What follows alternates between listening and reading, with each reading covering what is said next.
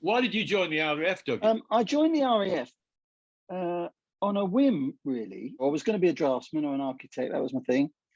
And I signed up to do a few years in the RAF as an engineer. I only planned to do 4 or 5. And 6 months later, on New Year's Eve, I left home and went to Swindon and started my basic training. I was still a week shy of 17.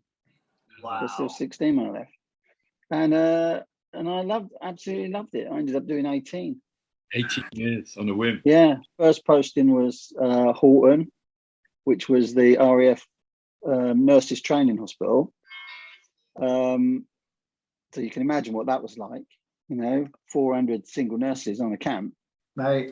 And it was literally 12 miles from where I was born, 12 miles from my parents' house. So, it was 2.5 years of party central, really, even for an innocent young lad, like me.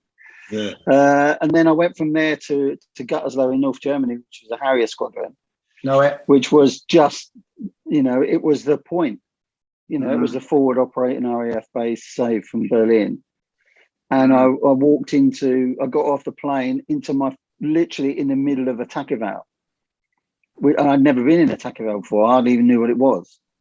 And, onto an intense flying station. And it was just the bollocks. It was so exciting all the time. And I did 2.5 years there. We spent a lot of time out in the field with the Harriers, which, every deployment was an adventure. And then literally a few weeks after I got back, the Falklands kicked off.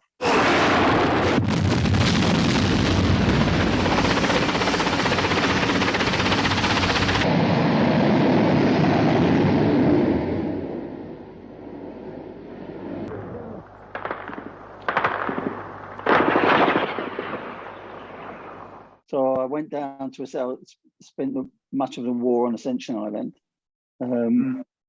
as part of the Vulcan operations, which was an amazing time. Yeah. And came back from there, met a woman and got married. Wow. And then went back out to Germany for another 4 years. When I left, I took almost a conscious decision to distance myself from the military. It was my past. I didn't wear my medals. I was like you, Dougie. I came out with an injury from the Yemen from a combat tour. And so I was bundled out after about 6 years. Yeah. And I thought, how am I going to survive? So I actually burnt my uniform and all the army kit I had in my dad's garden. And he was ringing the police, said, my son's gone mad. And I said, Dad, I've got to do this, because if I burn it, then I've got to get into Civvy Street and try and survive. Because, I dropped like you at 17. I hadn't got a clue how it worked. So I cut myself off from a long time, and then slowly you get dragged back in, don't you? Yeah. When I was done. it's quite a transition. I was speaking about this to someone the other day. It's a huge transition, and suddenly you're on an estate where people barely talk to each other. Yeah. It's really strange, and you've got to find your own doctors, your own dentists. You've got to sort your own bills out, all this crap. And it's more often than not, it's left to the wives to do.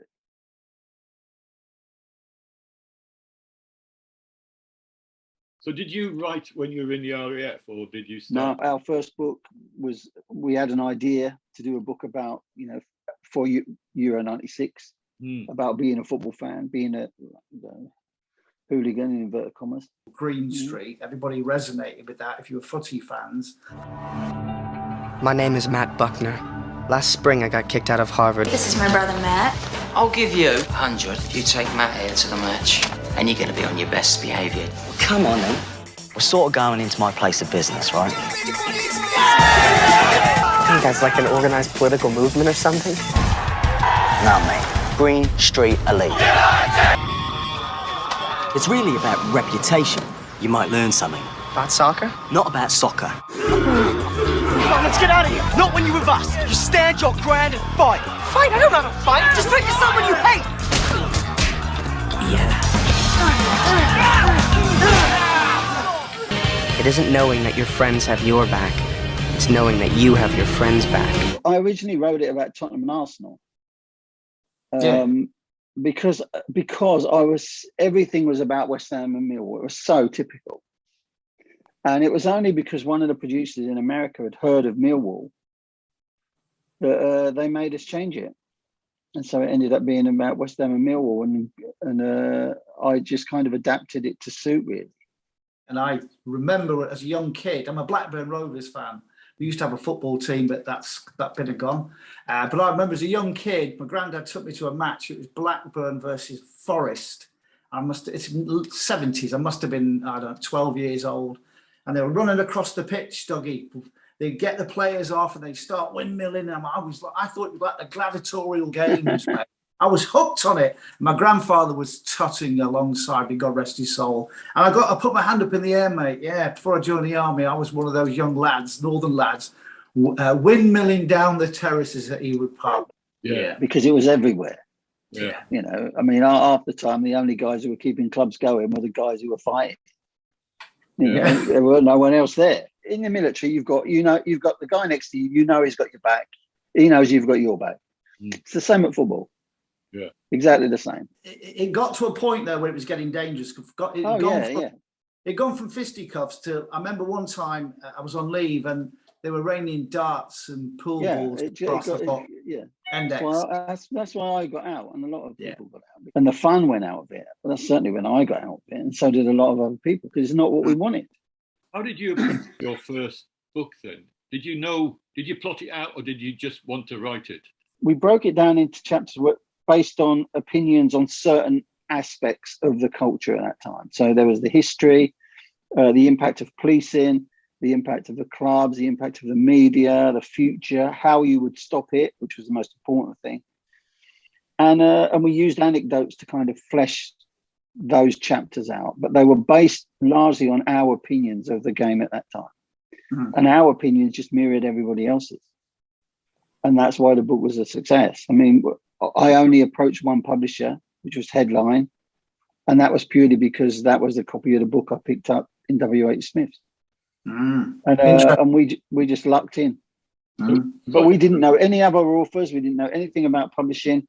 We thought it happened like that for everybody. For a good few years before we realised, how lucky we actually were. The Euro 96 was just coming. You know, they were terrified about mass hooligan breakouts all over the country. And all of a sudden, you've got two guys who were written this book about football hooligans who both had shaved heads. So we were on everything. And we just sat there, took whatever shit they wanted to throw at us, answered them quite, as eloquently as we could, never lost our temper, just laughed, took it for a ride, really. So the book went crazy, absolutely crazy. Really surfing the zeitgeist of the time, weren't you? Because football suddenly became cool, didn't it? Yeah, but the interesting thing as well, everything we said was going to happen happened, and we were right about pretty much everything. And so we got pushed to write other books. We did one about England, one about local derbies up and down the country, and then one about the rivalries in London. Wow. Just over to you then, Taff. I'm just curious. I've known you a good few years, mate.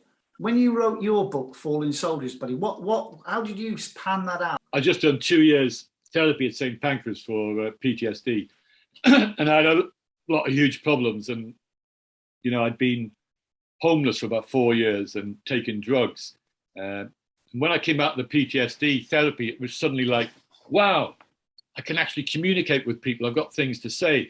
So I went and did stand-up, as you know, Sean. I went and did stand-up comedy in pubs. And then I thought, I could write this down. So I started writing, Dougie, at midnight, and it said, former Sergeant Eddie Conway. And that's all I had in my head. 2 months later, after hardly sleeping, I'd finished it. And then, of course, I looked at it and had to do a lot of editing. But I just had to get this story out. And it was wow, that's a story. And I remember the therapist keep ringing, you haven't been in for your therapy. I said, no, I'm doing brilliant. I'm just not getting a lot of sleep. This bloody writing, I've got characters waking me up at 4 o'clock in the morning and getting me back writing. I know the feeling. Yeah. They're driving me mad, these people. I wish I'd never invented them. But then, of course, I had a huge struggle. I never got an agent in the end. They all turned. I've never had an agent. I'm new. No, I've never found anyone to take me on. But what I would like is one last shot at getting into Waterstones and getting into W.H. Smith's, because it's very rare that they'll take any of my books now. Again, we go back to the class thing. If you didn't go to RADA or you didn't go to university or this, you're not really taken But serious. that is wrong, because you know, we as a veteran community, we are increasingly marginalised. You know, and that kind of thing irritates me constantly. If you're doing something and you've got a card to play, whether you're black, Asian, disabled, a veteran, you play that card. Don't be shy. Don't be afraid. Don't be embarrassed. Play that card, because if you don't, someone sure as shit someone else is going to play it, and they may not even hold it. Well, tell me about Red Bus then. Red Bus Productions, Dougie. How's that working out? Set out a company ethos from the beginning. So what do we want to do with this company? Well, the first thing is we want to have a laugh. We want to enjoy what we're doing. So there's absolutely no arseholes in this company. It's a strict no arsehole policy. So everybody who comes and works with us everybody's got to like them. You know, there's no, if they're an arsehole, they're not coming in. Yeah, you know, simple as that. Because I don't want to work with people like that. I've done it too many times. I don't want to do it again. Too old to do it. The other thing we wanted to do, which is really important to me, is that 25% of cast and crew are vets. Because I want to give employment to vets who work in the industry already, and there's a lot. And I also want to, down the line, bring vets in to the industry, give them opportunity to be in the industry, whether it's in front of camera or behind or whatever. We had this script called The Gentle Sex, about 4 retired women, 4 retired spies, shall we say, SOE agents in the Second World War. And it just went ballistic. And part of it was, we realized quite quick, it's not coming from me, it's coming from a company. Yeah. So all the baggage just dumped on me about being all this, you know, ex-hooligan and all that sort of stuff, it's gone. You've got a company name now. And so people started to take us quite seriously really quick. And we realized when we was on set with myself and John Adams, the director, who's ex-army officer, we had nearly 80% of the people on that set are ex-veteran. Good. Very good. So we were really pleased. All the special effects guys were ex-forces. So we were really pleased with that. It was a good start. So, and that's what we want to do. You know? I love the fact you employed veterans, because when I got the team together with Guys Norton, I made sure I got veterans on the camera, on the sound, on the runners, the drivers, everything. You know, get them employed, get them working. Yeah, harnessing and transferring those skills they've picked up. And not only that, you know, you have fun in adversity, don't you? Have a laugh. You're outside all the time. It's pissing down with rain. Who do you want? You know, some 19-year-old just out of film school, or a bloke who's, you know, been in the Royal Engineers for 15 years.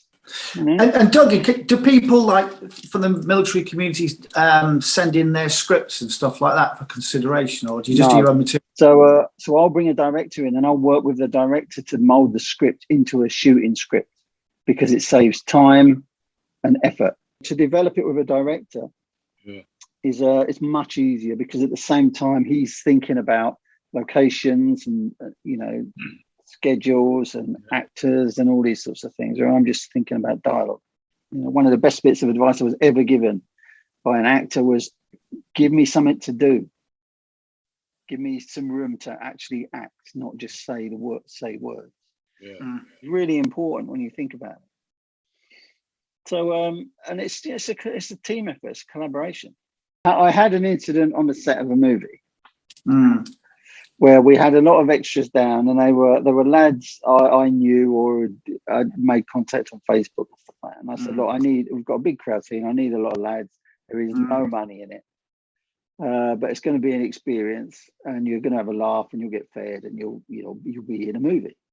So loads of them come down, and it dragged on and on and on. And they were sat in this room, bored shitless. And I said I knew it was going to be a fight scene, so I said to the stuntmen, look, get out, start doing some training, just to keep these guys busy, keep them interested, you know. So they did that, and then I realised all the actors were kind of sitting in a room drinking tea and stuff like that. And I went in and I said to him, all these guys have come down here to help you out. None of them are getting paid. All they really want is a photo with you, because you're a big name. They want a photo with you, have a quick chat to you, so they can go home and say, "Oh, I met X, really nice bloke. We had a real laugh. Yeah, we did this, blah blah blah." You're part of the event to them. So fucking get out there and mingle with these guys. And they were horrified. Initially they were horrified, but then they kind of see what I was on about. Yeah. And they went out there and they had an absolute blast, with these blokes. And by the time we come to actually shooting, it was fantastic. They were almost like a little mob together. Yeah. But there is this kind of that disconnect. They're just extras. They're just, people have come down. Yeah. No, you're part of the occasion. You get out and make that occasion for these other people. That's your job. That's what you're getting paid for, not just stand in front of a bleeding camera. Your tree's gone all lighted up, whatever the hell it is. Bloody sun's gone down here. That is not a Christmas tree. Don't tell the wife that when she rocks in, mate. That ain't no Christmas. It's sticks. Her sticks with some lights on it. Yeah. Not a Christmas tree, mate. I've got some of them sticks. They're IKEA sticks, aren't they? The famous sticks, Dougie. It's been absolutely fantastic, Dougie. Really, really interesting, mate. Always wanted to talk to you. Love the footy thing, mate. Always pulled in. I saw the film a good few years ago. I never visited. I'd talked to the bloke who wrote it. Top stuff, mate. Really, really privileged to have you on today, bud. Thank you very much. I appreciate it. It's Friday night, and I promised to meet the users group from the Military Mental Health Clinic in Wetherspoons. Well, that sounds like a fun night out. Right. Okay. Looking forward to it, chaps. Nice to speak to you. Lovely. God bless you, mate. We'll do it again soon. All right, mate. Good to talk to you, Dougie, lad. God bless. Have a good weekend, lad. Anytime. Right. Later. Cheers, buddy. Cheers, mate. Bye-bye now.